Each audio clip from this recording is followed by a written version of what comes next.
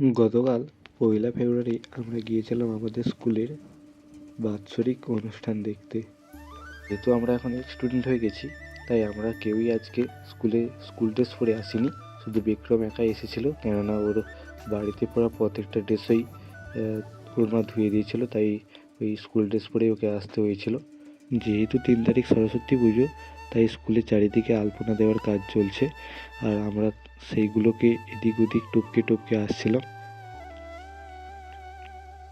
আর আমরা এখন যাচ্ছি নিজেদের মধ্যে গল্প করতে করতে। অনেকদিন পর স্কুলে এসেছি, একটু স্কুলের চারিদিকে যাচ্ছি ঘুরে টুরে, তারপরে অডিটোরিয়াম হলের দিকে যাচ্ছি, ওখানে প্রোগ্রাম হচ্ছে দেখার জন্য।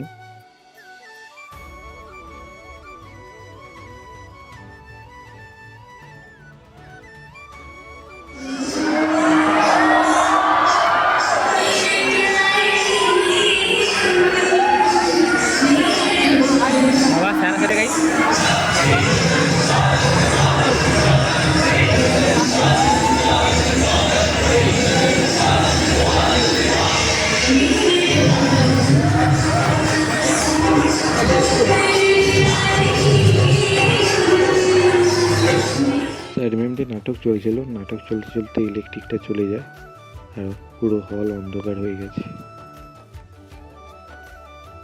এখন চলছে স্যার ম্যামদের নাটক, আর এই নাটকটা খুবই সুন্দর ছিল, হাস্যকর একটা নাটক। তোমরা যদি এর ফুল ভিডিওটা দেখতে চাও তো আমাকে কমেন্ট সেকশানে বলো, আমি পরে আপলোড করে দেবো এর ফুল ভিডিওটা। আর এখন এর শর্ট পার্টটা তোমরা এখন এনজয় করো।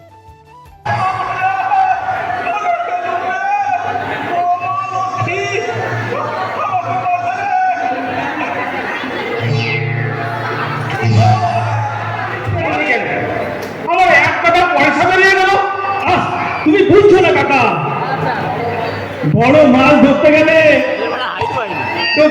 টোপটা একটু ভালো করে বেলতে হবে না নাকি? কিন্তু কাকা বলছিলাম কি আবার বলবে তুই? বলছিলাম কেন নিচে তলায় ভাড়া দিয়ে বাইরে লোককে ডেকে আনছো? হ্যাঁ, তোমার কি টাকা দেবো?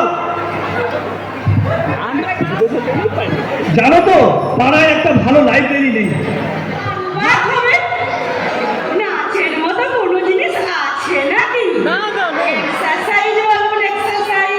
কিন্তু সোনালী ম্যাম তো গান করে।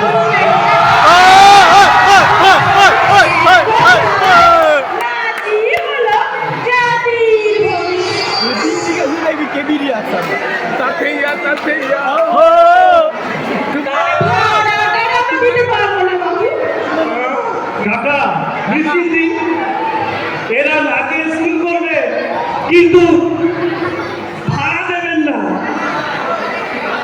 না না না, এখানে ওসব হবে না, এখানে নয়, আপনারা পর্যন্ত আসতে সাহায্য করার জন্য সর্বোপরি আজ দুদিন এখানে যারা ছিলেন আমাদের মিউজিক দিয়ে সাহায্য করেছিলেন তাদেরও ধন্যবাদ জানাই।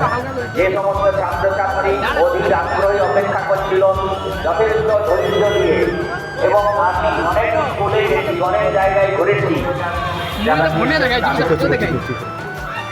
এই সুন্দর আলোক মাথায় সজ্জিত হয়েছে বিদ্যালয়। এই বিদ্যালয়ে চলো আজকে এই পর্যন্ত, দেখা হচ্ছে পরে ভিডিও। Take care.